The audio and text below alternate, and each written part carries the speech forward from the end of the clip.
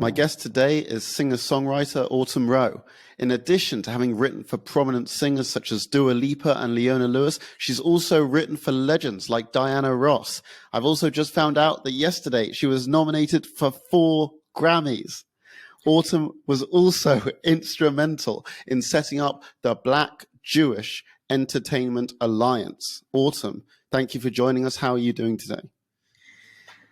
I am so overwhelmed. I've been crying a lot because I just, found out I was nominated for 4 Grammys, and it's just like, as a songwriter, you dream this moment would happen since you were like 5 years old, and for it to be happening is so just it's surreal. Like I barely slept. I kept waking up in the middle of the night, like checking, is it real? Like seeing, am I dreaming? Am I having like a hallucination? Like texting my co-writers, like, did this really happen? So that's how I'm doing. It sounds like you're doing pretty awesome. Let's start with that. Walk us through the nominations. What were they for? So I helped create an album called We Are with an artist called John Baptiste. And he's actually the most Grammy-nominated artist this year. He has 11 nominations himself. Good Lord. That's more than anyone.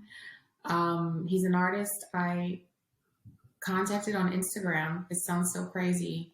I heard him sing a demo of a song I wrote called Sing. And when I heard his voice, I just felt like incredibly drawn to him. And I felt that there was it sounds so crazy, but I just felt like a spiritual connection to this voice. It took me months to find him, lots of DMing.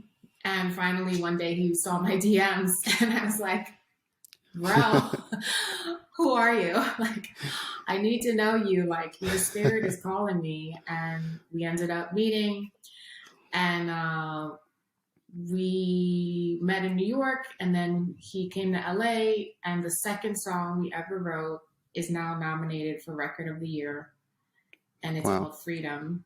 And the other incredible thing about this is women, only 5% of women in the music industry get a producer credit, and out of that tiny 5%, imagine how little bit get nominated for a Grammy as a producer.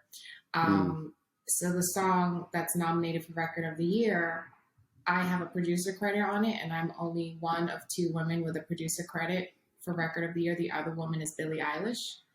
It's just so many full circle moments happened yesterday that just like as a woman of color, as a creative, so many hurdles I had to come up against to get here. I've been in the business for over 20 years. So, it's just like an incredible, beautiful experience. Yeah. It's sort of been a bit of a groundbreaking moment, hasn't it? Absolutely. Absolutely. And, the album We Are, it's about, it's kind of carrying like stories from our ancestors. It's very much about the Black American experience. It's about just so many things that that people wouldn't think would have any commercial success level. And as creatives, we're incredibly encouraged to this sounds weird. I know this isn't a music podcast and this might be on a tangent, but we're kind of pushed more to create things that will work for TikTok, or create things that, will just be for a big moment for one song. But we're not pushed anymore to create bodies of work. We're not pushed anymore to create albums. We're not pushed anymore to create music with a message. We're not pushed anymore to create music that could last for generations. And it sounds weird, but now it's a bit rebellious to do that, when that's exactly why we got into music in the first place, was to create this type of music, I think so. So to kind of do it and see it work when you believed it would work, but actually seeing it work is a different experience. And what I've learned is even if something's going to happen, there's no preparation for it happening sometimes. I just hope it really inspires other people to just create music from your heart, create music from your soul, and to be yourself. Also, like, even, which does connect to what we're doing today, is like, you know, I speak out a lot. I speak out against whatever, you know, fair rights for songwriters, anti-Semitism, the rights for people of color, rights for women, whatever, you know, like whatever it feels like an injustice, I constantly speak out against. And that's also a bit frowned upon. People like, oh, you should, you know, don't speak out too much. You know, you don't want to piss off these people or not be liked. But I'm like, why? Why? Like, do you, maybe I don't need those people to like me if they believe these, you know, specific things that are against who I am as a person. And I feel like, you know, people also should just be encouraged to just like speak out if you think, if it's the right thing, and speak out for people who maybe don't have a voice as well, and don't have a platform. Like, if you have the ability, whatever, how big or small that is, if it's like, you just see something small happening in the street and someone being taken advantage of, maybe stand up for them, whatever. Yeah. But anyway, that's me. How are you? I'm good. I'm good. I mean, I wasn't nominated for 4 Grammys, so I'm. What can you do? But maybe next year. No, you know what? You were talking about how important it is to speak out about these things, and you, along with several other members of the Black and Jewish communities, you set up the Black Jewish Entertainment Alliance, which in its own words was launched to bring the two communities together in solidarity, to support each other in their struggles, and to better understand each other's plight and narratives. Can you talk a bit about when the alliance came about and what inspired it? So this all came about during COVID, you know, in the peak of COVID. In the peak of COVID, I actually spent like 80% of my time working on causes such as this and the Songwriter Fund, and just doing a lot of advocacy. And I don't know, I felt like something happened during COVID, which gave us an amazing opportunity to look around at the world and see what can we do to make it better. You know, it was an incredible moment to pause. We weren't distracted by events, distracted by just regular life things. You know, all we had to kind of sit still and look in the mirror and just deal with the world. And I kind of took this opportunity to just spend a lot of time on things that I were in my small capacity to help. And you know, my mom is Jewish and my father was Black, and I met the BGA through my friend Nancy, and she's like, you know, do you know about this group is going to get started or whatever? And as a Black Jewish girl, I grew up in the South Bronx. I didn't know other Black Jewish people. You know, I didn't grow up with a community, and I was like, wait, there's others, you know? Like, yeah, who are these unicorns? So I was really excited, just the idea of even meeting like anyone, honestly. Like, I just haven't had many opportunities, and it's been so cool since joining. I've met several other Black Jewish people. I met several Black Jewish people who have you know, grown up in Israel and have such a different life experience than I have. And I just love learning about other cultures and learning about other people. And it's just so cool. So yeah, the Alliance, we do things like if someone, you know, maybe a celebrity or a public figure maybe says something anti-Semitic or something racist against Black people, we try to talk to them, you know. We have conversations. We have meetings all the time, and we discuss different political things going on. And it's small, you know, it's a small thing, but you know, we just kind of do what we can and try to bring the communities together and try to educate each other as well. You know, a lot of what goes on is miseducation, and just trying to fix that. I think a lot of it also, like, I've learned a lot from being in the BJE, and I've also felt like a massive sense of community, which has been for me, really special. I didn't grow up with a lot of Jewish people, just my mom. So I grew up in an all Black and Hispanic community in the South Bronx. So it's been really cool, like just meeting other people and feeling really welcomed and warm in that community. So yeah, it's been awesome. Yeah, I mean, it seems like one of the most positive outcomes from the alliance is that in addition to combating anti-Semitism, you guys have shown that it's very possible to be proud to be Black and Jewish, whereas I think sometimes online people sort of expect you to choose and pick a side. And we've seen that in the past. You know, some people who are Black Jews have been accused of not really being Black or not really being Jewish. One thing I really like about the alliance is that it's a sort of celebration of both. I completely agree with you, and you know, I think it's taken me a long time to get where I am right now, to like feel like a secure adult woman where I'm really not bothered with too many people's opinion of me. But when you're younger, that's a hard stance to have. And I think it is difficult when you're growing up to like feel secure and like, oh, I can be Black and I can be Jewish, especially when you just haven't seen many examples of that publicly. You know, there are clearly like some really, you know, famous people who are both, but like you don't hear it talked about much. And, you know, there is a lot of, you know, you might grow up with people like, oh no, you're Black, or, you know, or you're not Jewish enough, or you're not Black enough. This is all silliness. Like at this point, you are what you are. You know what I mean? Like, and the thing is, the people got to understand that you are what you are, and it's just a fact. You can't, there's no emotion behind it. It's like, this is a fact. It's just like, you know, the same way, like, you know, the Sharpie I have here is yellow. Like, it's just a fact. It's not my opinion. This is the color of the Sharpie. Sorry for anyone who can't see this Sharpie on the podcast. It is a yellow Sharpie, just to confirm. But it's the same thing. It's like, okay, it's a fact. You're Black and you're Jewish, and that's it. Now, if somebody wants to put something negative to that or something positive to that, that's them doing that. You know what I mean? But it is what it is.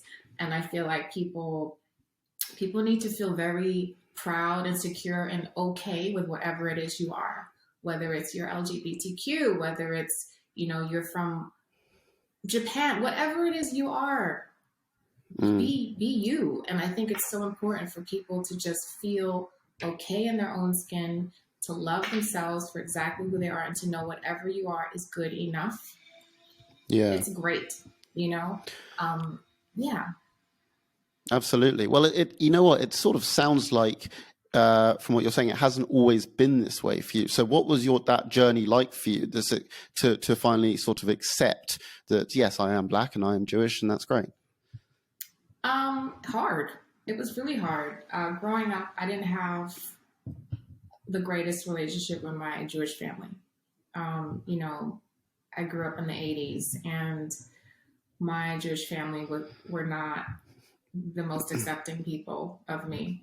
My mom is amazing, and she raised me on her own, and, you know, was raised by a Jewish woman, but it was just us, just the two of us. You know, my mom raising me in the South Bronx, a little mixed girl, you know, on her own. It was pretty freaking difficult back in those times. Like, I don't know if anyone's seen like Joker. That's what New York felt like to me. You know, like we see New York now in film and stuff. We look at like Sex and the City and like, you know, these cool New York movies. It's so glamorous, the fashion. That wasn't New York. Okay. Like New York, when I grew up, was rats. It was drugs. It was prostitutes. It was dangerous. It was gunshots every night. That was the life I grew up in. And, you know, my mom is from Livingston, New Jersey. She grew up in an all-Jewish community and, you know, didn't have any, like, experience, you know, in where she raised me. So she had to, like, figure it out as we went. So I didn't grow up with a sense of community from the Jewish community. I'm the only child. I grew up feeling quite isolated. I was always weird and artsy and very much into like superheroes, super nerdy, you know, weird kid. And by the way, all of that still exists. And it kind of wasn't until I got older and I was able to, I'd say, like, make my own family as an adult. Yeah. You know, and as I got older and I met other Jewish people, and I'm like, oh wow, like this is a great guy. This is my brother. You know, oh, this is my sister. And then I felt like a lot of community as an adult, but it's kind of like, you know, you're not always born with the family you're gonna have. Yeah. And sometimes you just have to find it later on in life, and that's okay.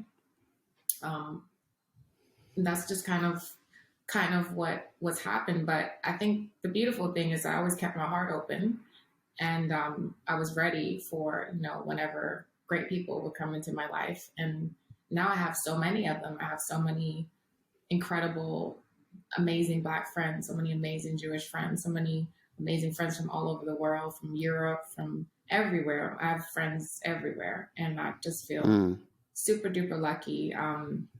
Also feel really lucky. Like, I feel like being Black and Jewish, you kind of see the world from so many different sides. You know, like you see things, your perspective is so broad, and like that sometimes it's really frustrating because it's so broad, but then like it's hard to communicate like how you can see something, and like you can see why it's not working or why it is working, but like communicating that is quite difficult because there's so many intricacies and things are so complicated. But yeah, if any of that makes sense, I don't know. I'm sorry if it doesn't. No, 100%. No, 100%. It makes sense. And you grew up in the Bronx in the 80s, and now you live in LA in 2021. How does that experience differ as a Black Jew for you? Oh my God, it's crazy. Like, I grew up in the hood, in the projects. You know, when I was in high school, was it high school? I think so. When I was in high school, like, my favorite movie was Clueless. You know, it's so weird, like, living in LA now, like, hanging out in Beverly Hills and working in the industry and doing so many, you know, Hollywood things, you could say. Yeah. It's so strange. It's so, sometimes I look at things and like I also DJ, and you know, I might be DJing an event and like you know, I look around to my left, it's Kim Kardashian. I look to my right, it's Cameron Diaz, and it's just like all these like big stars in these gigs, and it's just like, you've made it. This is it's just so crazy. I'm like, this is so like weird, you know, like I don't know. A lot of people say like you're that, like, feel like I'm so normal. I mean, I think everyone's normal, but they're always like, you're so just unaffected. I'm like, well, because I just still feel like a girl from the Bronx, you know, and like nothing's really changed. It's just a different surroundings, but I don't feel like I've changed too much. It's also interesting, like, if you meet people and then you tell them you're Jewish, sometimes it's like a big shock. They're like, what? Yeah, like you were hiding it or something. Yeah, they're like, I didn't know that. You never said that. I'm like, well, what did you want me to do? Like, just walk up to you the first time, like, hi, how you doing? My name's Autumn Rowe. I'm Jewish. I'm a songwriter. Like, you know what I mean? Like, wouldn't that be a bit weird just to be going around saying that? And you know, I've also had instances where I'm in the room and someone says something anti-Semitic. And it happens in a very casual way. You know, like someone would just say something, oh yeah, blah, blah, blah, blah, and then they'll make like a stereotype. Say a stereotype, but they don't realize it's a stereotype, and they don't realize the damages stereotypes do and have on, you know, making anti-Semitism what it is. So then it's like, I'll be in a room. It's actually happened a few weeks ago. And I was in a room with like, you know, a couple really big artists were there. and a producer said something that was anti-Semitic, and he didn't mean it with any harm. And he's a great guy, but he just said the wrong thing, and I corrected him. So I said, "Bro, I gotta tell you that's anti-Semitic," and he was like, "Oh, really?" And then the artists in the room, the two artists, were like, "Oh, can you explain?" And then I said, "Well, saying this actually just feeds into stereotypes, and those types of stereotypes are used against Jewish people, and then that stereotype goes into how Jewish people have all the money and control everything and blah blah blah." And I was like, and that's anti-Semitism, and that's why you can't say stuff like that. And then he took it so well. He said, "You know what? You're absolutely right, and I'm sorry." And that was it. And that was it. You gotta. I feel like it's really important to say it with love, and to say it. You say it. I wasn't angry. I just was like, "Hey, bro, like, you can't really say that." Like, it was a teaching moment. Yeah, and I feel like, honestly, there's so many teachable moments for so many things when it comes to sexism, when it comes to anti-Semitism, when it comes to racism, it comes to so many things. And if people just speak up a little bit, just say, "Hey, I just want to let you know that's offensive, and this is why." Yeah. But it's really important how you come across. If you come across like you're a racist, it's not going to work. Now people are defensive. Right. And people feel like, now they feel like you're telling them that they're a bad person. And nobody wants to. And they don't know what they've done. Exactly. But if you come across, I think, just with a bit of love, like, "Hey, like, I'm your sister, and I just need you, like, to know that's offensive to me." But then I really explain why, which is hard to do. Also, like, a lot of people don't know how to explain why and the root of why something is offensive, and the trickle-down effects of what happens with that one comment, Yeah. But I really think, honestly, like, I'm a big fan of just kind of like the power of influence in your inner circle, whether it's you only have 3 or 4 friends. If that's your circle, that's perfect. Just like any opportunity you have to just correct those types of situations, I think at the end of the day, if we all did a little bit of that, we would combat so much what's going on right now. Well, that sort of seems to be the sort of the main attitude of the Black Jewish Entertainment Alliance, one of education and one of love. And it's interesting because you guys use Instagram and Twitter, but you also use Clubhouse. You have a lot of events on Clubhouse, which, for anyone who doesn't know, it's an audio-based app where users can partake in live conversations centered around particular topics. And you guys have hosted events there. I'm curious, is the reaction on Clubhouse different to other social media apps? And why did you feel it was important to use that app? Not a lot of people have tapped into that. Well, Clubhouse is very entertainment-based. A lot like John Mayer, Elon Musk, like, everybody's on Clubhouse. And what's great about Clubhouse is you can have these chat rooms, kind of, and pretty much an unlimited amount of listeners can listen in, but also you can speak too. So if you like, I think you have to raise your hand in the app or something, and you can ask questions and speak. And so it's not just like a seminar or Twitter where you have to tweet. And I think also what's great about Clubhouse is, it's easy for people on Twitter, on Instagram, to kind of like hide who they are and write rude comments. But on Clubhouse, you have to be invited. And I think there's some sort of verification process of who you are. So right. There's no weird bots or, everyone knows who you are. You have your credentials. You were referred. They see who referred you into Clubhouse as well. So you can track back to your references and stuff. And then you can have a real discussion. And it's a lot different when you're looking at a picture of someone and hearing their voice and having a conversation than when you're tweeting just words behind a fake avatar. So I feel like Clubhouse really sets up the environment better to just have open discussions and really communicate, you know, and really get to the nitty gritty of a lot of things, where I don't know any other platform that you can really do that. But I have been on, I use Oculus sometimes. Oculus, and, go on. It's a VR thing. And in Oculus, we have these they have these talent shows. And for anyone who doesn't know, like it's basically a VR VR glasses, and there's like all these, you're in the metaverse and all this stuff. And they have like VR talent shows. So like but the thing is, you actually like so people do stand-up comedy, and people can do like singing, and you can actually like sing and play your acoustic guitar, and they can hear you, and your avatar is actually like playing the guitar. It's so crazy. That is so futuristic. It's insane. So I was in I went to a talent show a few months ago, and I think a comedian got up, and then all of a sudden someone in the audience just starts saying anti-Semitic things.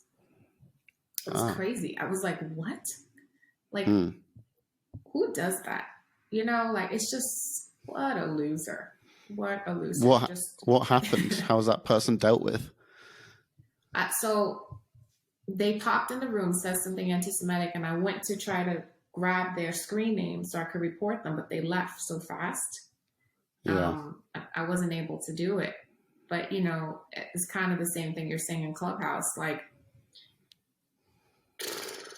unless you can report them quick enough, kind of nothing I can do. I couldn't grab their name. Yeah, and these things have sort of happened with online Zoom services, or synagogue services. People will sort of jump in quickly, hack, put something horrible up on screen, get out, and it's an easy way to disrupt the service. I want to get back to you know, you've been in the music industry for how long did you say it was? Was it 20 years? My gosh, wow, it's been. I feel like I'm getting old if I say this, but like I started when I was 16. Wow. So like 24 years. Yeah. Well done. That's quite an accomplishment. Yeah. How have you found it being a Black Jewish woman in the music industry? Well, let's start with being a woman in the music industry. Okay. Being a woman in the music industry is very difficult. It is very difficult.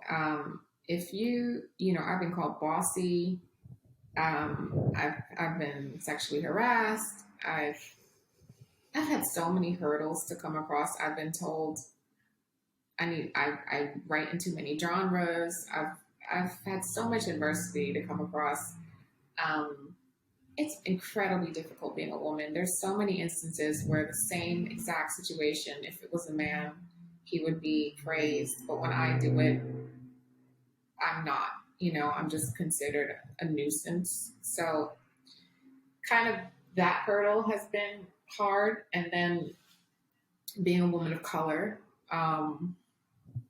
puts an extra mark on it, where all of a sudden I feel like sometimes people just look at you and assume you do one thing, or judge you based on your looks, or assume you come from a specific background. There's so many assumptions people make about you just based on how you look.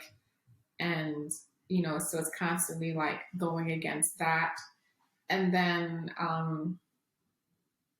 the Jewish thing, it's like sometimes when people find out, it's weird. I feel like sometimes they start looking at me differently, like either like, oh, now maybe we should be friends, or maybe right. like, oh, why didn't you tell me before? Or, you know, I don't know. It's like weird. I'm like, why does it matter so much?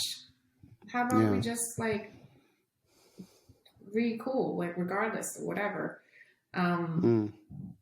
You know, I don't, there's a lot of people who probably don't know. I mean, I think a lot more people know now because of the BJEA, but for a long time, I don't think many people were aware, because there was nothing to bring awareness to it. So if it didn't come up in a conversation, or if someone didn't know my mom, or wasn't like close with me. Like if you're my friend, of course you're gonna know. But if you were just like someone I met randomly or worked together once or twice, you wouldn't know. Yeah. But it's cool that the BGAE has like really made it a public thing to now like talk about. And so many people like come up to me now like, oh my God, I didn't know you were this, how, you know, and then I've met other people, similar people, and then we get to talk about our experiences growing up, which is just so awesome. But I just think there was no like, it's a tough topic to bring up. So many people were raised by people who weren't educated, and so many people were raised by people who weren't exposed to other cultures. So, you know, and then those babies also didn't get exposure, and all they had was their parents telling them how the world was. So now we're dealing with that, and will some of those people be in the music business? Sure. Like there's a songwriter, a country songwriter, last year in the height of the election said some things I found not just inappropriate, you could say, not necessarily specifically anti-Semitic, but representing a group that's not an inclusive group. I'll say that. And I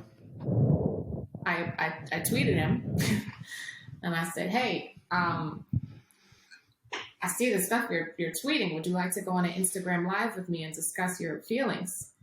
And we can talk about it. And then he deleted all his tweets and and hasn't spoken to me since. Wow. You know, I thought that was really funny. So, you know, if I see something, I'm going to say something. And I have no problem confronting people. Well, again, it's sort of like what you said. You're not doing it in an aggressive way. You're coming from a place of sort of love and respect. Exactly. Yeah. You were you were quoted in a BBC article as saying, as artists and writers, we have a way to communicate to the entire world.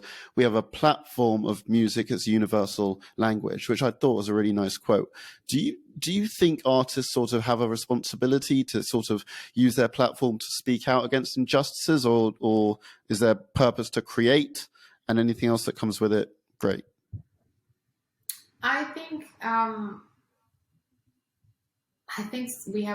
we're privileged enough to speak out against things and have a platform in front of us if we feel inclined to. I don't think all artists are responsible to do so because I don't think it's authentic to them. So if a message doesn't resonate with you and you feel like you don't know how to explain it or communicate it properly and you don't understand it, how can we expect you to now be, you know, an activist just because you are talented? Yeah. So I don't think all artists are responsible to speak out, but I do think the greatest artists do. And I do think that the greatest artists are the artists that have messages greater than themselves. And if we look back even from like the Beatles and we look at, you know, the lyrics of John Lennon and the messages he's saying, you know, in like Imagine, we're still singing them. Yeah. You know, if we look at Stevie Wonder, we're still singing these songs. These are classics. These are songs that are never, ever going out of style. They're never going to be old because these messages are timeless. And I strongly believe that the artists in those footsteps that have those messages, but the thing is, you can't force those messages. Those are messages that are spiritual, that are inside of them. Those are messages that they're vessels for communicating. Yeah. You know, that's what drew me to John Baptiste so much. He is a vessel. You know, he is an activist.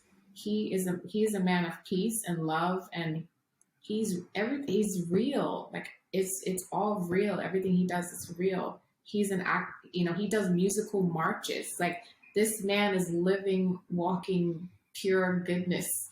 So, but we can't expect everyone to be that, and they're not supposed to be that.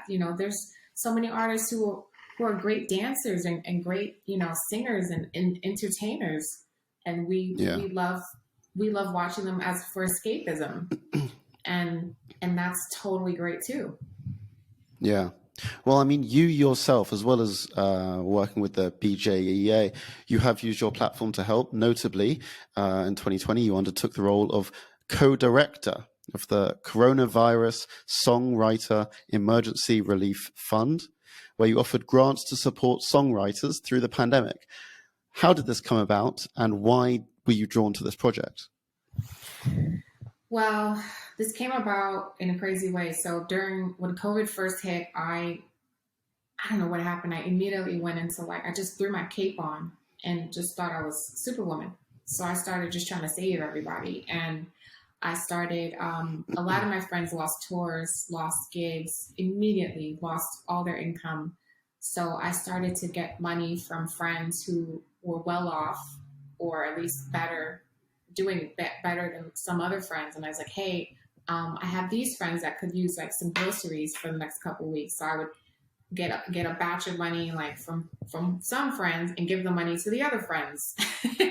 And I would, put money in myself. And I just was I don't know, just Venmoing people, here's some money. And at the same time, I was doing this, John Platt, who is the head of Sony Music Publishing, gave a generous donation of $125,000 to SONA, the Songwriters of North America, to help out songwriters.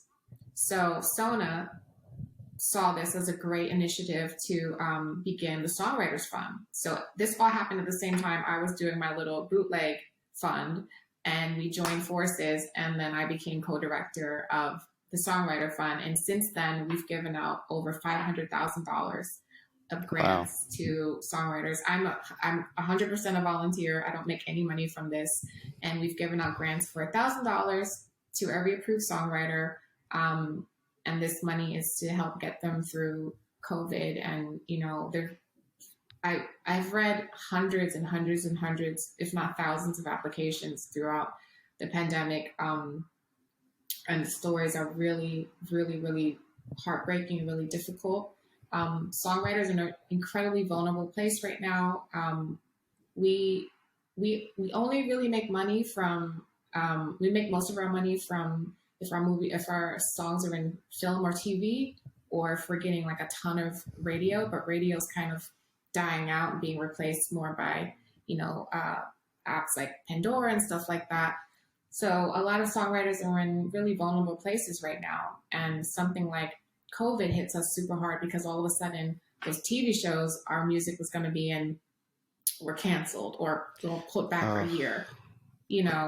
So many things affect other things. So many projects were paused. So many tours stopped, or are still, waiting to happen. And, without the tours, the artists can't support the music, and then people don't buy it. So we were incredibly affected by COVID, and it's been incredible for just to help out my community. And if anybody wants to donate, is it okay if I say the website? Of course. Of course. If anyone wants to donate, it's just songwriterfund.com, and you can write it off on your taxes, and the money goes straight into the mouths and hands of songwriters. And we just want to keep giving people as much opportunity as they can to be the greatest artists they can be, and that's the goal of this fund. That's amazing. Autumn, I really want to thank you for coming on and doing this interview with me. Before we wrap up, do you have anything else you would like to plug or shout out what you got coming up? Oh, wow. Thank you. Of course. Well, I'd like everyone to check out John Baptiste We Are. The album is out right now, and there's also a deluxe album with some really cool remixes. I'd also love for you to check out Diana Ross's new album, Thank You. I've co-written her latest single called I Still Believe. So cool. And thank you. And yeah, so cool. Being freaking awesome, guys. Autumn Rowe, thank you so much. Congrats on the 4 Grammy nominations. It's been a really pleasure talking to you. Great talking to you. Have a great one.